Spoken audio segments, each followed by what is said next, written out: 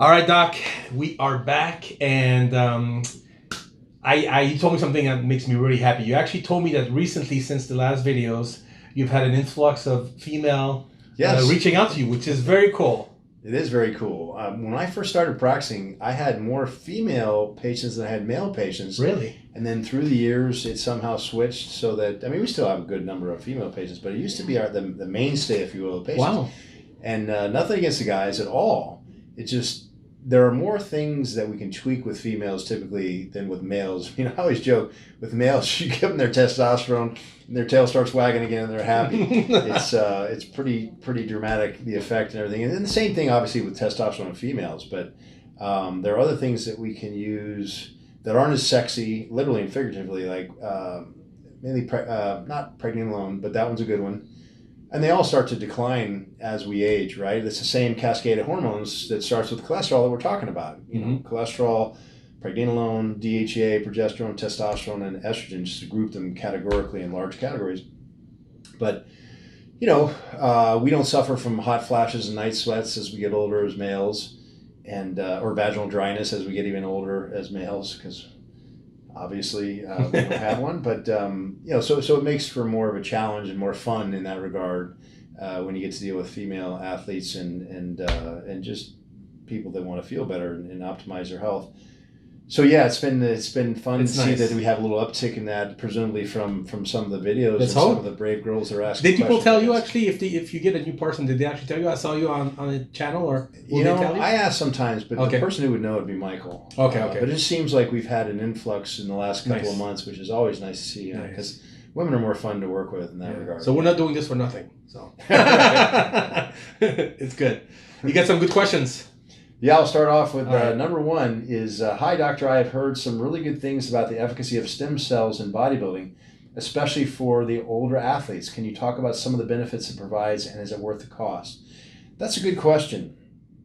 More and more people talk about that as of late. I don't believe, to cut to the chase, I don't believe it's worth it at this point because, the cells that are involved in muscle building, there are these satellite cells that are very, very useful, but I don't think that the juice is worth the squeeze with stem cells at this point because of the cost. Okay. Now, once we get to the point where we can harvest our own fats-derived mesenchymal cells, mesenchymal stem cells to be specific, we'll be able to, we can already repair muscle damage,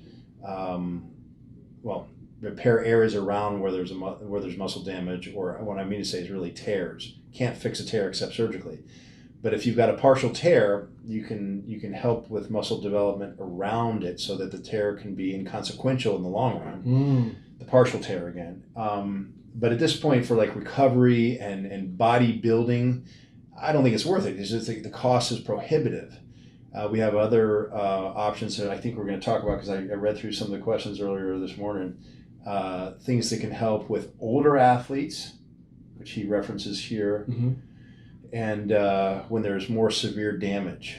So who could benefit, because so many people are talking about stem cells, so who could benefit the most about stem cells? Because I know you help people with that. So help myself with COVID. I told you I popped my bicep. No, we don't need to talk about that, but it got me back in action in 2 weeks, and it can help with, like I say, repair. If you've got a partial tear or even a strain, the average athlete can wait it out, I would imagine, if you have a strain.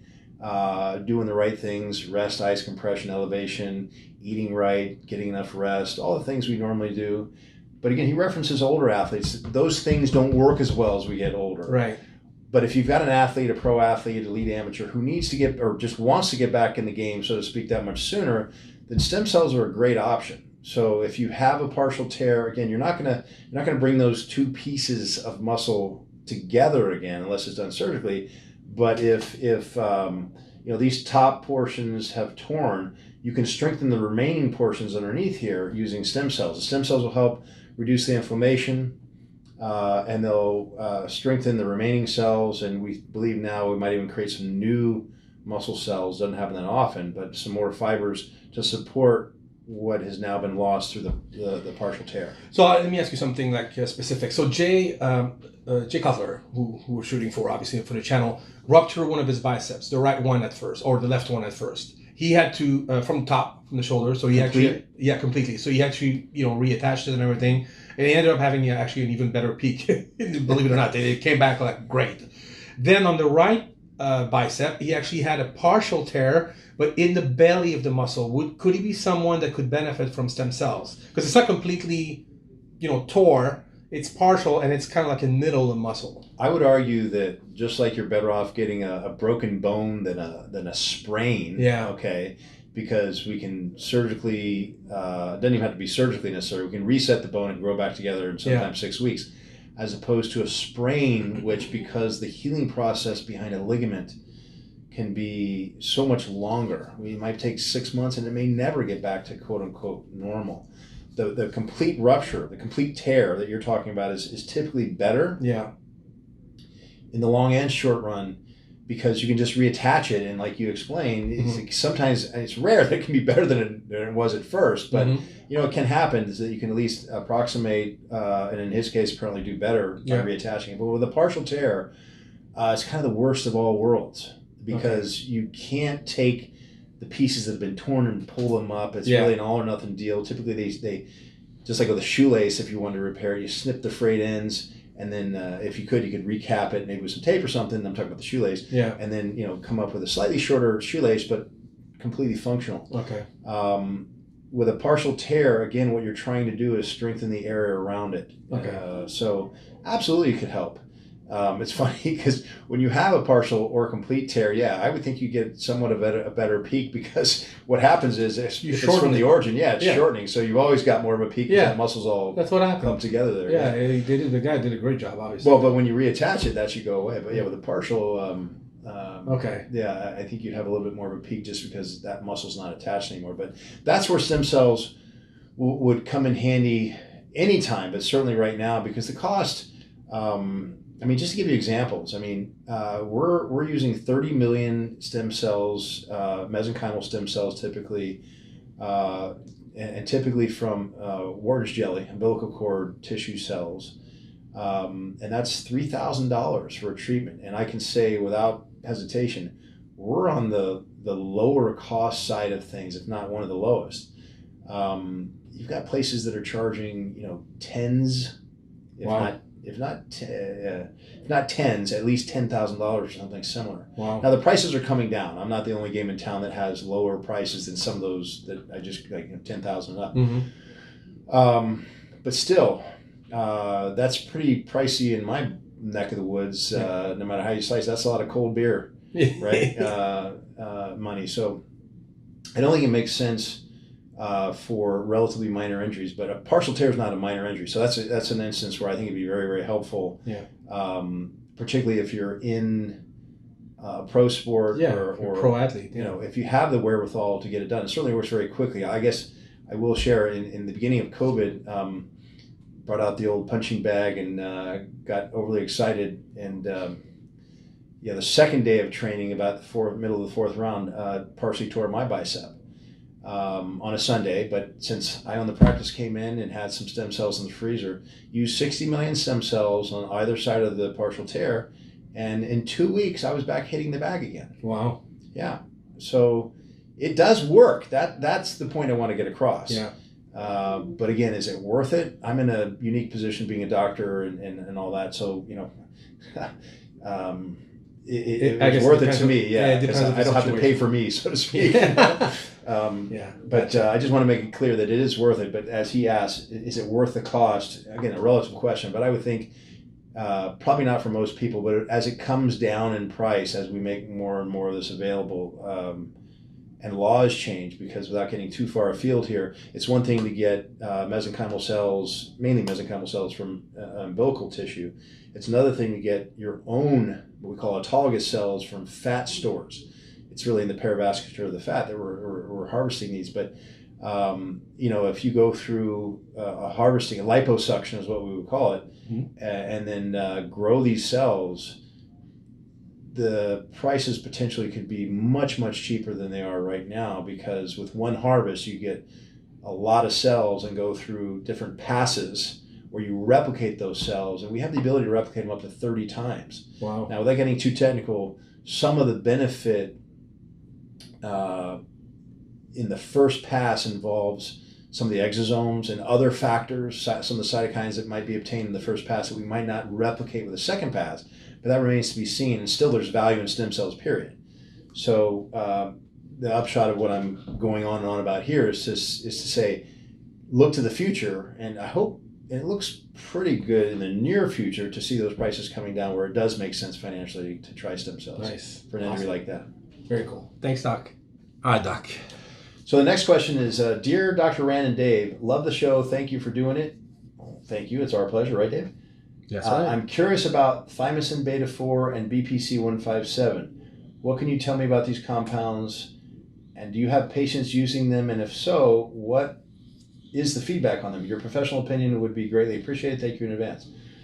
So yes, we do use these products. And I would say right now that there's somewhat of a gray area in terms of their, I hate to even say legality, because they are available. Pharmacies are providing them, but we don't know how long they're going to be around because, for example, one of the peptides, or actually two, GHRP 2 and 6 have been pulled from the market, I believe, in May of last year because the FDA said so. There are issues. There are a lot of peptides out there. People don't understand. I mean, insulin's a peptide. So peptides have been around for a long time. Their manufacture has been with us for quite some time. And there are other peptides. For example, Thymusin alpha 1's been around for a long time too, relatively speaking. So it's not just about bodybuilding. It's, I'm just making a point that peptides are ubiquitous, in the human body, and replicating them for medical purposes has been around for a while. The issue right now is finding a FDA approved source for these peptides that then the pharmacies, the compounders, and the manufacturers can then use. With the ones that have already been manufactured, and I'll probably botch the brand names, but for example, with Thymusin alpha 1, which has been around for a while, you've already established an FDA approved source. You're manufacturing it, obviously under the brand name. That's a little different than a compounder taking what should be an FDA approved source and compounding it, whether it's been FDA approved for a certain condition or not. A lot of these peptides that are floating around these days have not been approved for these conditions, which happens all the time. We use a lot of stuff off-label, we call it. But BPC 157 shows promise thus far. A lot of the studies that people are relying upon are animal studies, but they're very impressive nonetheless. And then the anecdotal reports, and by the way, BPC 157 is derived from gastric juices, and it works really well to help repair tendons and ligaments. The studies are showing, I think, rat tail regrowing or repairing. Really? Yeah, but anecdotally with athletes, you're seeing guys go, wow, I had really bad tendonitis, say in the bicep and the origin up here, and I sometimes they'll just use the BPC 157 subcutaneously. It's far away, in other words, usually around the belly button, and they'll see great results sometimes within a week or two, and some will inject directly into the tendon and get great results. Again, these are all anecdotal. We don't have the studies.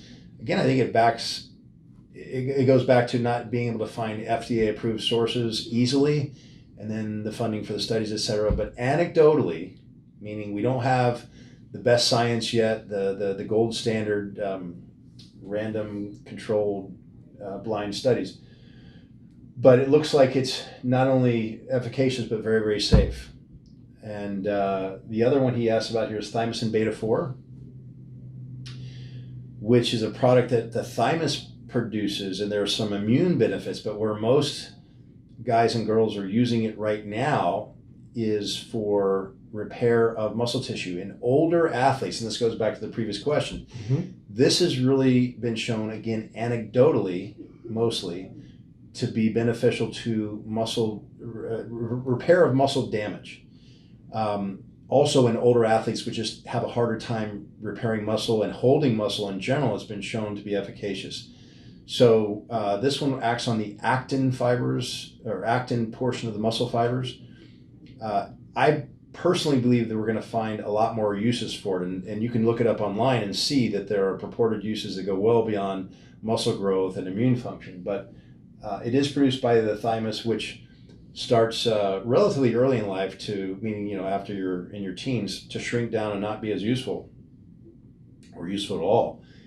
And there's one study where the thymus, I think it was published this year, and people made a big deal about it because the gentleman used on himself, the scientist involved, used thymosin alpha 1 along with growth hormone and a DHA supplement, and measured his thymus gland before and a year after using that consistently for a year. And I'm probably butchering this study a bit, but it showed regrowth of the thymus. Again, and anyone can look it up online. I'm not going to waste time here, but there's a lot of benefits to both thymosin alpha 1 and thymosin beta 4. But I definitely recommend it. They're both so far been shown to be very, very safe peptides. The beauty about peptides is they're short acting as a general rule, and they don't affect the immune system, it appears, most of these. And if they did, again, because they're short acting, when I say affect the immune system in a bad way, you're not prone to have an allergic reaction, in other words, as much with these. And that's a good thing. We started developing peptides, again, after we started having a need for insulin replacements. And then we shifted focus to longer acting substances which didn't necessarily use peptides. And so that took away from the surge in peptide development for probably at least a decade, if my history is correct. But now we're coming back with new technologies and taking the original peptides that are already found produced in the human body, and we're using fragments of those peptides, oftentimes the fragments that we find do the yeoman's, most of the work, okay, on the peptide, but then we're adding other fragments or other, it doesn't have to be necessarily peptide ligands, but other ligands in general to extend the life of those, or improving upon Mother Nature in that regard. So peptides are making a comeback, but these are two that, so I don't go too far afield here, sorry. These are two that definitely have value. Again, anecdotally, I have to say, because we don't have the gold standard in studies yet, but I think we're going to find that you're going to hear more and more about these peptides and peptides in general, because let's hope that they stay around by the FDA. Well, yeah, I mean, we don't know. Yeah, we don't know. So you kind of go. How do you know as a specialist, like when something is like like the two that were removed from market? How do you know? Are you being notified, or do you have to look for yourself? Well, we have relationships built with the compounding pharmacies, Empower Pharmacy, Wells Pharmacy, APS Pharmacy, Hallandale Pharmacy. Okay. These compounders we have vetted to the best of our ability. Yeah. The Empower Pharmacy is the one that's federally licensed. The others are state licensed, and there's a lot that goes into licensure. Don't kid yourself. I mean, we heard about the New England pharmacy fiasco. That's the rarity, not the norm. It costs a lot of money to go through testing and to erect these facilities and stay within CGMP standards. But we hear from them mostly. I mean, we're dependent upon them because they're tightly regulated as to what sources they can use. Yeah. And they let us know. Okay. They typically get a warning from the FDA. I mean, I don't think it's it probably is contentious in some forms with any regulators and those that are being regulated, but the FDA will give the pharmacies a heads up saying, hey, our opinion is this isn't supposed to be on the market right now. And so with the GHRP example, I think we were given like 5 months notice to find other sources of, in that case, a GH secretagogue. Gotcha. Okay, cool. Very cool. All right, thanks, Doc.